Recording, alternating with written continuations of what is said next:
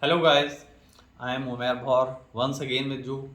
I always try to keep my videos short, but I don't know, maybe it is that there are some, excuse me, one thing I want to mention. This video will also be in English as well as Urdu. ये video English में भी होगी और उर्दू में भी होगी last part इसका.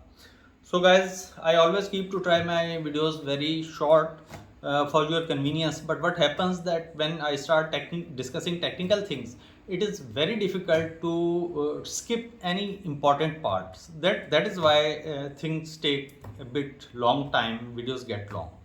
So please bear with me. Now the basic today's topic is scopes. Why scopes do not hold zero?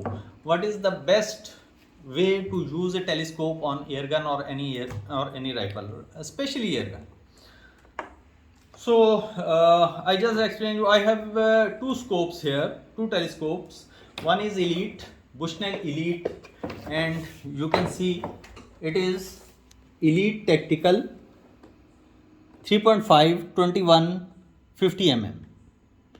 Right? This is made in Japan. So it was a great scope of its time, but now since it's an old model, but as it's made in Japan, the internal mechanism is still reliable. The glass quality is not that which today we get on scopes of much lesser prices, but it's still a nice scope. The other scope, we can say it a high end scope as compared to this scope. This is a Discovery scope. This is made in China scope, and this is made in Japan scope. This is very heavy, and this is with 34 mm tube, and this scope is with 25 mm tube, right? So now we discuss the difference of scopes and why point of impact shifts, what issues comes, what are mounts, and why are mounts, adjustable mounts are used. So first of all, we have to understand the architecture of the scope. What happens? What is inside the scope? Inside the scope, we just see the outer tube of the scope and the glass. We look through the glass. Just we know this, and we just rotate the turrets and get the organ sighted in. And we don't know. Normally, we don't know. Many of you will maybe know better than me, but what I see normally people that they don't know what is the inside. But I tell you that just want to discuss that there is an erector tube inside this outer tube body. Erector tube is a tube. There is a spring pressure on that erector tube that pushes it upwards, right? It is pushing from this side to that side. So cross, not upward, not downwards. On a we may say at 45 degree, it is. I mean, if this is the scope, right? The leaf spring will be here. This is erector tube. This is our upper turret, or this is our right turret. Okay, this turret goes and touches this erector tube, and this turret goes inside and touches this erector tube. This is the spring, but this is not wire spring. Normally it is the leaf spring. There are some a bit different architectures. What happens when we turn this, this turret, this turret moves from to this direction. So this erector tube is moved to this direction, right? And this spring is pressed. Similarly, when we turn this screw clockwise, this presses this erector tube. Again, this spring is pressed to some degree at a certain angle. So now there are three kind of situations. One situation is that this erector tube is 100% I mean in the center of this our main tube body, right? This difference is equal from each side, 360 degree from each side, the difference is equal. This is the best position in which the scope gives two things. Please note, this is the best position if 360 degree is the equal gap between the erector tube and the outer body of the tube. There are two benefits. One benefit is that the pressure of the spring for upper turret and for the right turret, for horizontal movement and for vertical movement is same. There is no that is not overstretched or overpressed, right? And the other benefit is that when this tube is erector tube is in the center, it is capable of gathering much more light. The picture quality enhances a lot, right? So this is the ideal situation, that the erector tube is in the center. So what happens, why we can't keep this position? Normally what happens that we pick a scope and we install it on a gun. Now there can be a barrel droop. The barrel droop means barrel is a bit downwards tilted from the muzzle, or there can be some other issue with if you see my earlier video, there was I was discussing barrel indexing. So there may be misindexed barrel or anything, the dovetail or the Picatinny rail, any misalignment on those rails. So there can be many issues, which normally what we do, we just rotate the turrets and get our scope zeroed, we get our gun sighted in, right? So but what happens when we sight in our scope without doing any other exercise, without understanding our scope? What happens, either we turn it all the way down. I mean, if we turn it, if we get our scope sighted in, we zero our scope, and in that effort this turret goes all the way to about 90% downwards. What happens, there is a lot of pressure on that leaf spring. Similarly, if for zeroing the scope we turn it anti-clockwise and this comes up, there the pressure on that spring is released, and sometimes it is so much released. If we turn it upwards, if we turn this anti-clockwise also, what happens, the pressure of these turrets, these areas on this spring is released. Sometimes in lower quality scopes it is so much released that the erector tube that is inside it, that starts floating. Even if it doesn't float, if the gun bumps or you keep the gun in your vehicle or whatever, you move that tube, that floats, and floating of that tube changed your point of impact, and people don't know that why the point of impact is changing. So there are some ways of keeping this tube in the center, the erector tube in the center, and still getting your scope zeroed. For that purpose, I show you one thing. This is the Sports Match fully adjustable mount. What happens? We keep the scope erector tube assembly perfectly centered. There are two very well-known method. One is mirror method and the other is V-block method. V-block method is better. I will discuss that in some later video. But we initially keep the internal tube perfectly centered. Then we what we do, we take a point of aim and we shoot a pellet on that point of aim. What we see that if this is the point of aim,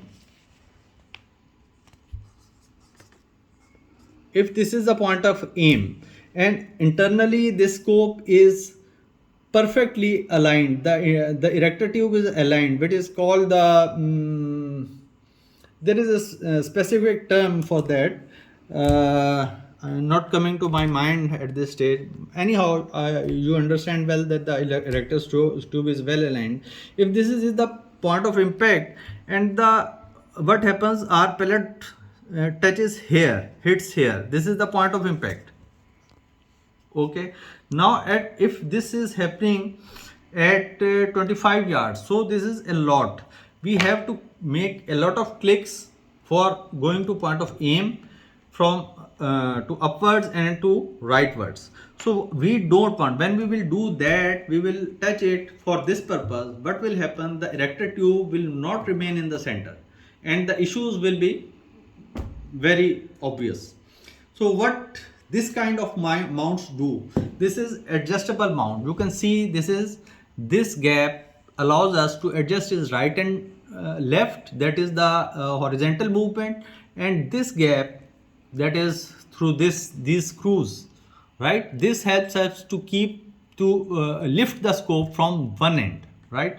So this kind of mounts allow us to move our scope upward, downward, and rightwards and leftwards. So what we do, we install our scope and make a fire, shoot a pellet, and point of impact is here. We don't touch the turrets. We make adjustments through this adjustable mounts adjustments, and we come too close to our point of impact just by touching this mount, okay, not touching these. So we suppose we come here. Now after adjusting this mount, our point of impact, second point of impact is here, while the our point of aim is still here. So this much fine difference that is very difficult to eliminate, to remove through adjusting this mount. This mount is made for major adjustments. When we come so close, point of impact and point of aim is so close, this fine tuning we do through these turrets, right? So this will take just a few clicks and we will hit the point of aim, right? So in this way, when we zero our scope, our erector tube remains perfectly centered, and our scope will be called optically centered scope. The term which I had slipped my mind, that is optically centered. When the scope is optically centered, the spring pressure from all sides is same, equal, almost equal, and there are least chances of any scopes leaving its point of impact, right? So this way we can not only improve the life and the picture quality of our scopes, but we can also improve, even on low end scopes, we can improve our ability to keep the constant point of impact, right? I hope I conveyed the things. I have tried to convey the things. Right now, a bit few words for our Urdu fellows. जी दोस्तों, basically मेरी ये video, जैसे मैंने बताया, ये scopes के बारे में है. हमें बहुत बड़ा एक मसला ये आता है कि स्कोप ज़ीरो नहीं होती, लेकिन अगर स्कोप ज़ीरो हो भी जाती है तो वो स्कोप ज़ीरो होल्ड नहीं करती. मैं आपको बताता चलूँ कि पीसीपी में क्योंकि रिकॉयल कोई ऐसा ख़ास नहीं होता, तो पीसीपी में तो स्कोप को ज़ीरो भी होना चाहिए और रिकॉयल उसका होल्ड भी होना चाहिए, और ज़रा सी भी अच्छी स्कोप हो तो उसको स्प्रिंगर पे भी होल्ड करना चाहिए. इशू क्या है? इशू ये है कि ये स्कोप है, ये बुशनेल की इलीट टैक्टिकल स्कोप है, ठीक है. ये मेड इन जापान स्कोप है, 3.5 21x50, ठीक है. ये अपने वक्त की बहुत अच्छी स्कोप्स में से है, लेकिन ये क्योंकि काफ़ी पुरानी स्कोप है, मेड इन जापान स्कोप होने की वजह से इसका जो अंदर टेक्निकल मशीनरी है, इसकी जो इंजीनियरिंग और इसका आर्किटेक्चर है इंटरनल, वो बहुत अच्छा बना हुआ है. लेकिन ये इतनी पुरानी स्कोप है, तो ग्लास की क्वालिटी वो नहीं है जो ग्लास की क्वालिटी आज हमें मिल जाती है इस टाइप की स्कोप्स में. लेकिन still it's a rigid scope, it's very good scope. दूसरी स्कोप जो मैं आपसे शेयर कर रहा हूँ, ये डिस्कवरी स्कोप है, जो कि नॉर्मली हम लोग यहाँ पे एयरगन्स पे लगाते हैं. ये मेड इन चाइना स्कोप है, ठीक है. ये चंद हज़ार रुपए की है, ये 50-60 हज़ार रुपये की स्कोप है, ठीक है. अब ये 4-6 हज़ार की स्कोप और 50-60 हज़ार की स्कोप में वैसे भी बाहर क्वालिटी का फ़र्क होगा, इंटरनल्स का फ़र्क होगा. अच्छा, अब होता क्या है, जब हम गन को ज़ीरो करने जाते हैं तो होता ये है कि मैं अभी इंग्लिश में ये बता चुका हूँ कि ये हमारी स्कोप की आउटर बॉडी ये है जो हमें नज़र आ रही है. ये आउटर बॉडी है. इसके अंदर एक और ट्यूब होती है जिसे इरेक्टर ट्यूब कहते हैं, वो इसके अंदर है, इरेक्टर ट्यूब, ठीक है. और इसके अंदर एक स्प्रिंग होता है जिसे लीफ स्प्रिंग कहते हैं. ये वो स्प्रिंग मैंने शो किया है, ठीक है, जिस पे प्रेशर होता है और ये प्रेशर डालता है इरेक्टर ट्यूब पे. ये ऊपर का हमारा टर्रेट होता है, ऊपर नीचे करने के लिए, टारगेट को स्कोप ज़ीरो करने के लिए. ये हमारा राइट साइड का टर्रेट होता है, राइट लेफ्ट करने के लिए. इसमें से एक चीज़ टच हो रही होती है, एक कनेक्शन होता है इसका इरेक्टर ट्यूब के साथ, इसका भी इरेक्टर ट्यूब के साथ कनेक्शन होता है. जब हम इन टर्रेट्स को घुमाते हैं तो ये हमारी इरेक्टर ट्यूब, अगर हम इसे टाइट करेंगे नीचे होगी, इसे लूज करेंगे ये ऊपर होगी. नीचे करेंगे, इसे टाइट करेंगे नीचे होगी तो इस स्प्रिंग पे प्रेशर बढ़ेगा. इसे लूज करेंगे ये ऊपर होगी तो इस स्प्रिंग पे से प्रेशर रिलीज होगा. इसी तरह इसके साथ होगा, स्प्रिंग पे प्रेशर रिलीज होगा और टाइट होगा. तो इशू ये होता है कि जब हम गन को ज़ीरो करते हैं, स्कोप को ज़ीरो करते हैं, तो अक्सर हमें ऐसा करना पड़ जाता है कि ये इरेक्टर ट्यूब सेंटर में नहीं रहती। हम जब ज़ीरो करते हैं तो हमें इतने क्लिक छेड़ने पड़ जाते हैं स्कोप के कि ये ज़ीरो होते होते ये या तो ऊपर पहुंच जाता है इरेक्टर ट्यूब, या नीचे पहुंच जाती है, या इस साइड पे पहुंच जाती है, या इस साइड पे पहुंच जाती है। ऐसी सूरत में ये होता है कि गन दो मसले पैदा होते हैं। एक तो पिक्चर क्लियर नहीं रहती, स्कोप का इमेज स्कोप में से देखते हुए पिक्चर क्लियर नहीं होती, पूरी लाइट नहीं आती। दूसरा इशू ये होता है कि क्योंकि इस ट्यूब पे स्प्रिंग की टेंशन हर तरफ से इक्वल नहीं रहती, तो ये स्प्रिंग जो अंदर की जो ट्यूब है वो हिलती है, और अगर ज़्यादा ढीला स्प्रिंग हो तो वो फ्लोट करती है। तो हल्का सा भी गन का झटका आए, गन चलने का हल्का फुल्का भी झटका आए, तो वो उस झटके को होल्ड नहीं कर पाती, अंदर से हिलती है, जिसकी वजह से हम जहाँ छर्रा मार रहे होते हैं वहाँ छर्रा नहीं लगता, और हम कहते हैं यार स्कोप हमारा ज़ीरो बार बार आउट करती है। तो एक जो बड़ी मेजर वजह है स्कोप ज़ीरो आउट करने की वो ये है, इसे कहते हैं कि स्कोप ऑप्टिकल सेंटर होनी चाहिए, यानी इरेक्टर ट्यूब सेंटर में होनी चाहिए। नॉर्मली हम लोग जो स्कोप्स यूज़ कर रहे होते हैं उनकी स्कोप जब हम ज़ीरो करते हैं तो ऑप्टिकली सेंटर नहीं रहती। अच्छा, अब उसका क्या तरीका है स्कोप को ऑप्टिकली सेंटर करने का? इस तरीके के लिए मेरी इससे पहली वीडियो में एक वो बैरल इंडेक्सिंग का भी मामला डिस्कस हुआ है, वो भी किसी हद तक इस चीज़ को कवर करता है, स्कोप के इस तरह के इश्यूज़ को। दूसरा ये है कि स्पोर्ट्स मैच के और कुछ और कंपनियों के भी इस तरह के माउंट्स आते हैं, एफएक्स के भी आते हैं, ईगल विजन के भी आते हैं, लेकिन मैं स्पोर्ट्स मैच में ये देख रहा था कि ये माउंट इस तरह का है कि इसमें यहाँ भी गैप है, यहाँ भी गैप है, यहाँ भी एडजस्टर स्क्रू है, यहाँ भी एडजस्टर स्क्रू है, और इसके नीचे यहाँ भी स्क्रूज हैं। तो ये हमें दो तरह की मूवमेंट प्रोवाइड करता है कि हम माउंट को राइट लेफ्ट लगे लगे माउंट को स्कोप को राइट लेफ्ट कर सकते हैं माउंट की एडजस्टमेंट से, और हम अप डाउन भी कर सकते हैं विदाउट टचिंग, हम इस टरेट्स को छेड़े बगैर। ठीक है, तो होता क्या है फिर हम आइडियल पोजीशन ये होती है कि अगर हम इस तरह का माउंट यूज़ कर लें तो हम पहले स्कोप को ऑप्टिकली सेंटर करें। उसके दो तरीके हैं मशहूर, एक मिरर मेथड है और एक वी ब्लॉक मेथड है, कोई भी उसमें से यूज़ किया जा सकता है। सपोज अब हमने क्या किया, ये हमारा पॉइंट ऑफ एम है, इस पे हमने छर्रा मारने की कोशिश की। ठीक है, इसको ऑप्टिकली सेंटर करके जब इरेक्टर ट्यूब बिल्कुल सेंटर में है उसके बाद हमने छर्रा यहाँ मारने की कोशिश की। ठीक है, लेकिन छर्रा हमारा लगा यहाँ। तो अब हम क्या करेंगे, स्कोप इस माउंट में लगी हुई है, हमने स्कोप के टरेट्स को नहीं छेड़ना, हमने इसकी ये एडजस्टमेंट्स और अप डाउन की एडजस्टमेंट से ऐसा करना है कि ये छर्रा यहाँ लगने की बजाय यहाँ लगे। लेकिन ये एग्जैक्ट यहाँ नहीं लगता, आमतौर पे होता ही है कि एडजस्ट होते होते ये इसके बहुत करीब आ जाता है कहीं। तो सपोज हमारा सारी माउंट से एडजस्टमेंट करने के बाद हमारा छर्रा यहाँ लगा। ठीक है, ये इससे थोड़े ही फासले पे है।